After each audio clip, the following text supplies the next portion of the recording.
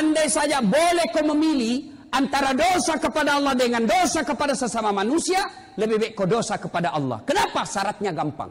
Dosa kepada Allah berpuluh-puluh tahun, taubat hari ini, menyesal, mengakui, tidak mengulang, ganti kebaikan, semua dosa Allah ampuni. Satu saja dosa yang Allah tidak ampuni, syirik. Bukan apa? Mengaku diri sebagai Tuhan. Itu saja.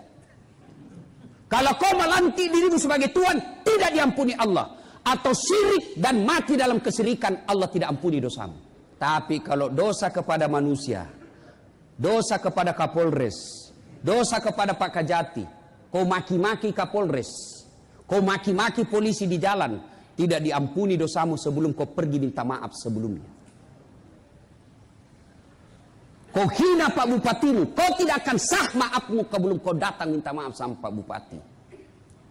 Kau hina rakyatmu, maka tidak mampu, tidak sah maafnya sebelum datang sama seluruh rakyat.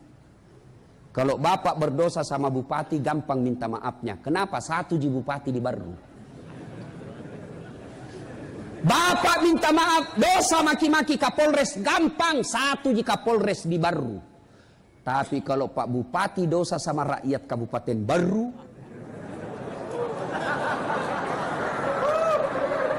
berapa rakyatnya Pak? Hah? 180.000. Pergi maki minta maaf. Hari ini Kecamatan Tanete. Maka jangan coba-coba berdosa kepada rakyat, karena minta maafnya susah. Jangan coba-coba berdosa kepada sesamamu, karena minta maafnya susah. Kau harus datang kepadanya, jabat tangannya, pandang matanya, senyum, dan yang berikutnya sebut judulnya dosa. Ini yang susah. Pak Kapolres, maafkan saya Pak. Kenapa dek? Pernah dulu hilang di kantor tak bawa mobil. Saya ngambil itu Pak. Dia bilang telepon, kau paling curi bawa mobil, kecelakaan. Kembali tuh. Kalau kau tidak kasih kembali, pidana ku parungku kok, penjara kok. Baru sah. Maka bapak-bapak nanti juga yang minta maaf sama istri, sebut judulnya dosa. Jangan ketawa, serius kayak itu. Maafkan saya Bu, kenapa? Hendak enak sekali. Bilang ki, apa Pak? Nah bilang, iya. Nggak enak sekali. Apa? Waktu ku dulu tugas di Makassar Ibu, ada cewek mirip sekali kok. Hilap kak Ibu, kukira betul kamu itu malam hilap kak. Sumpah hilap kak kodong. Nah bilang istrinya, saya maafkan ki Pak. Begitulah memang manusia biasa. Kadang-kala kita hilap. Saya maafkan Bapak karena bulan lalu saya juga selingkuh.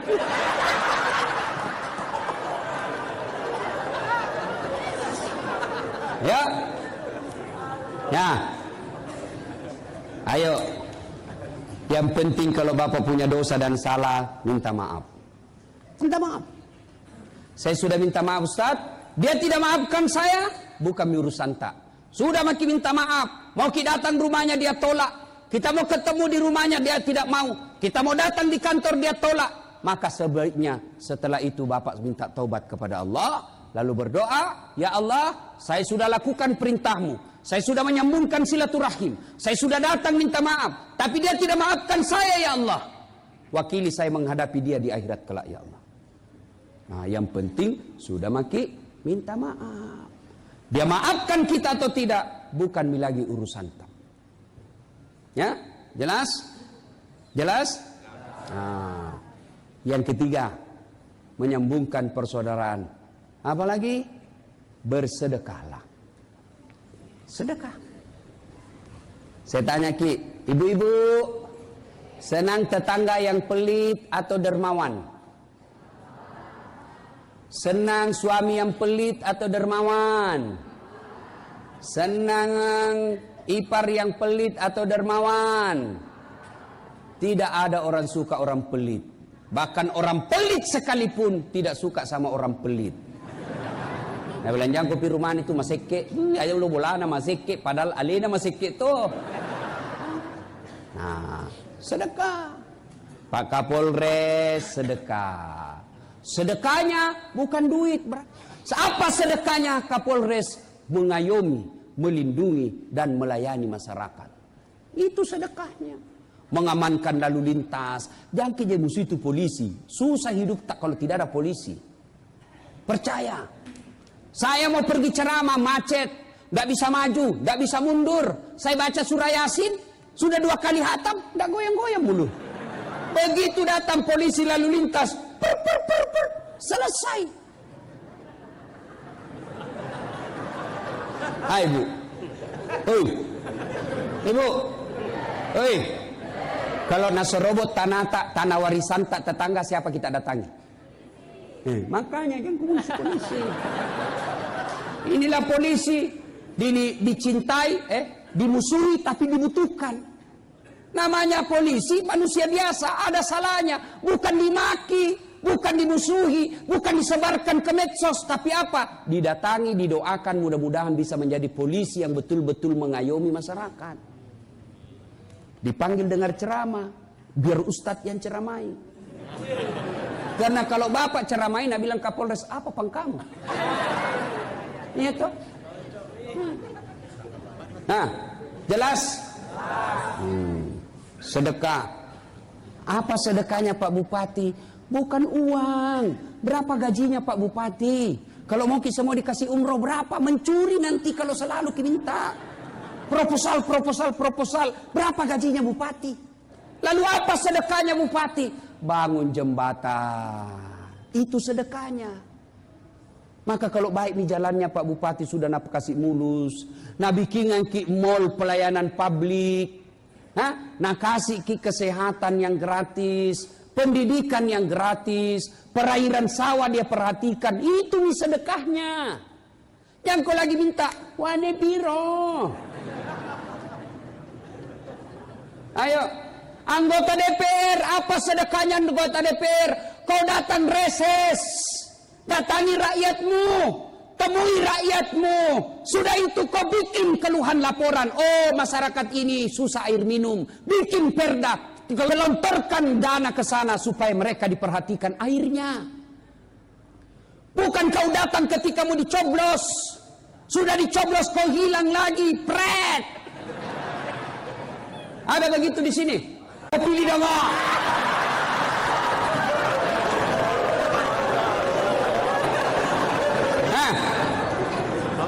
Ayo, Ustadz, sedekah ke Ustadz. Apa sedekahnya Ustadz? Kau dakwah menyejukkan. Kau dakwah memberikan pencerahan. Jangan menghasut, jangan menyebarkan kebencian, jangan menghina orang, jangan kau ancam terus neraka. Gimana caranya? Janji surga, ancam neraka. Kita kira ini kodong umat gampang hidupnya. Ada yang setengah mati lunasi cicilannya di bank 10 juta berkembang akhirnya dia bingung. Di warung kopi dikejar sama utang. Di rumah dimaki-maki sama istrinya. Di jalan macet dikejar sama polisi karena tidak pakai helm. Sampai lagi di masjid dia berharap mudah-mudahan ada pencerahan saya dapat di masjid hari ini. Maka dia datang di masjid, sampai di masjid dimaki-maki juga. Kau akan masuk neraka, digunting lehermu, ditusuk pantatmu. Nabi la haula wala quwwata illa. Agana paling kasih idik tu tak dia siset gaga nyamang. Ada juga itu ustaz kayak dia Tommy punya neraka sama surga. Coba itu bapak-bapak kalau kita tahu dia takut sama istrinya, ceritakanlah itu bagaimana istri yang durhaka sama suami supaya dia merasa ini nak kena istriku ini. Kalau kita tahu dia susah hidupnya, ceritakanlah itu bagaimana hebatnya bersabar. Sedekahlah. Kalian ASN yang sudah punya NIP, mestinya kerjamu lebih baik daripada pegawai honor. Ini pegawai honor terus kasih, pegawai honor terus nak kasih. Nah dia dapat gajinya. Kerjalah sedekahmu, layani orang, partisipasimu, perbaiki pengurusan administrasi. Mereka datang ngurus KTP, jangan kau persulit. Tidak ada pulpen Pak Camat. Dikasih pulpen Nabi bilang macam karudu pacama. Maka ada bawa nak melok ko duit cilaka. Ayo sedekahlah. Ini ASN saya lihat jam 9 di warung kopi. Saya coba bupati karena ada ASN ku dapat di warung kopi jam 9. Ku tunda nek pangkamu. Kau digaji oleh negara, masa jam 10 mah kau ndak di kantor? Kalau mau kau kopi, bawakan kau dari istrimu, kirim istrimu. Saya mau kopi bu, ndak boleh orang ke warkop. Nah bilang istri tak, tunggu nih sayang. Hari ini juga segera ku kirimkan kau kopi dengan rasa cinta dan kasih sayang. Ya, ayo sedekah. Sedekah dengan profesi kita masing-masing. Sedekah dengan keahlian kita masing-masing. Kalian anak muda sedekahlah. Sedekah dengan apa? Sedekah dengan ilmumu. Sedekah dengan lindungi masyarakatmu. Jangan kau tawuran. Jangan kau sebarkan narkoba. Jangan sebarkan lempox. Tidak dapat narkoba lempox na gesok. Na campur lem tikus. Yang kau campur lem Korea, tidak mau tak buka mulutmu itu.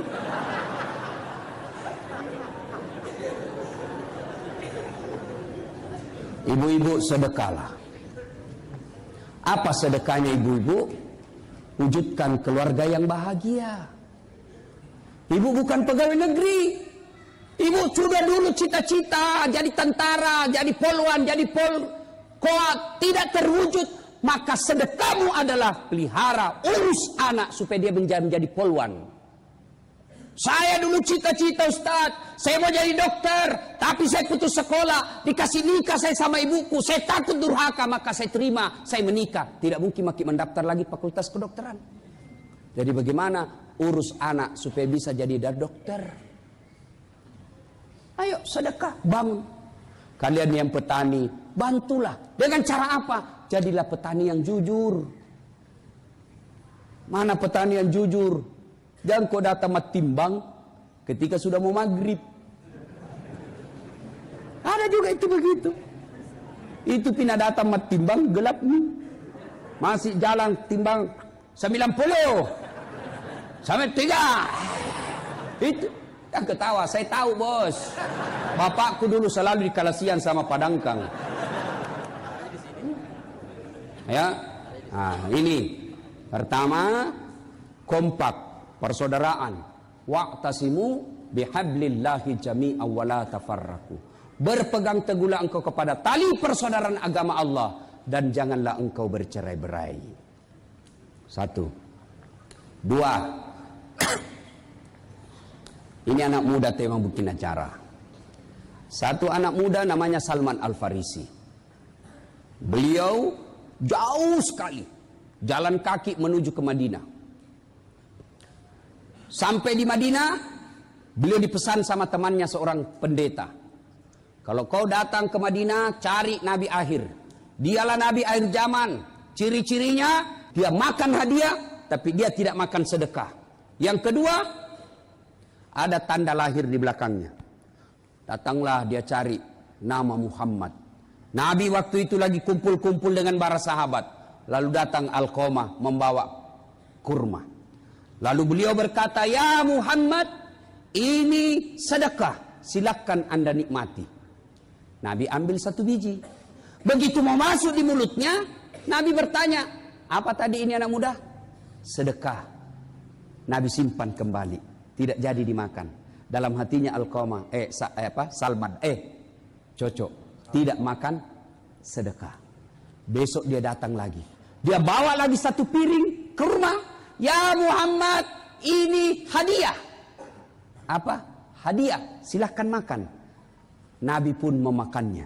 Lalu Salman berkesimpulan, dia tidak makan sedekah, tapi dia makan hadiah. Ciri-ciri 2 masuk. Penasaran, Nabi tahu, ini anak muda dia selidiki saya. Dia mau tahu saya Nabi atau tidak. Lalu Nabi jalan, sengaja terjatuh, tersingkap dia punya, baju, sorban. Kelihatan ada tanda lahir di belakangnya. Lalu Salman berpikir, inilah Nabi akhir zaman. Anak muda Dia masuk Islam bukan karena dikeluarkan dari perut orang Islam, tapi dia cari hidayah. Lalu dia masuk Islam. Dipersaudarakanlah dengan Abu Ayyub Al-Ansari. Kata Nabi, Ayyub, ku kasih saudara kau ini sama Salman. Kau bersaudara karena Allah. Ini pendatang, kamu pribumi, kau penduduk lokal, urus ya, apa kebutuhannya bantu dia. Baik ya Rasul. Tinggallah di Madinah. Beberapa lama kemudian Salman Al-Farisi jatuh cinta sama penduduk Madinah, penduduk lokal, penduduk pribumi. Jatuh cinta, apa sih namanya? Pak kampung, asli penduduk kampung. Salman gelisah, tidak mungkin, bagaimana caranya ini? Dia cari orang Madinah yang bisa menemani dia pergi melamar. Dia panggillah Salman Al-Farisi, dia panggil Abu Ayyub. Abu Ayyub, temani saya pergi melamar. Lo namai? Sibakko, pada parakikan lo namai. Jokkan ni lo bulana. Assalamualaikum warahmatullahi wabarakatuh. Itu salam orang Islam, bukan salam Pancasila. Ada itu di Makassar, salam Pancasila. Salam Pancasila, baik disiram air. Apa Pancasila di sini? Masuk. Lalu Salman Al-Farisi masuk bersama Abu Ayyub Al-Ansari. Abu Ayyub sebagai penduduk Madinah yang asli berkata kepada bapaknya ini gadis. Kalau kita di baru kira-kira dengar ji kesibaku sena Salman apa selesurangan abita nasabat lillahi ta'ala pada ki seleng.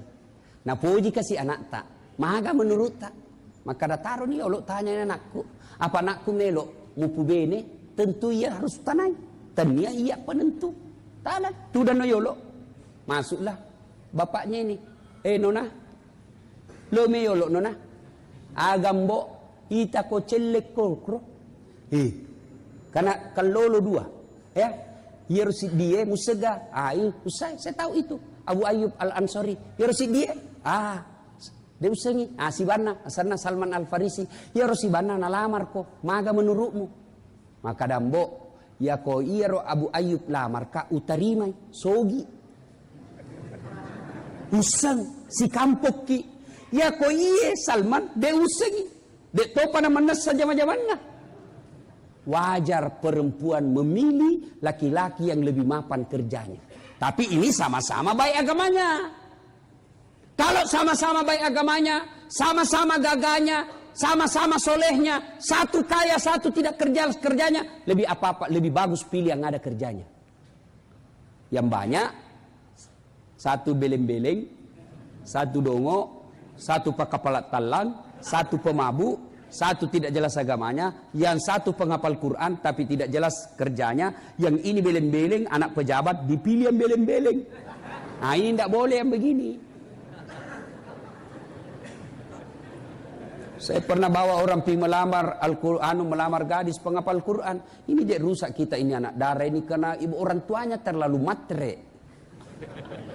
Ya, what the most, tapi anakku kan doktor tesen itu siaga tatiwi. Kadai kasih napa kepala koram nih. Ya kota suruh mengaji 24 jam mampu dia. Suruh menghafal 2 kali 24 jam tak tidur-tidur dia mampu. Tapi kalau kau minta 100 juta di mana dapat kasihan 50 ribu juga honornya kalau pibar sanji. Mak busa-busa kalepa sallallahu ala Muhammad sallallahu ala.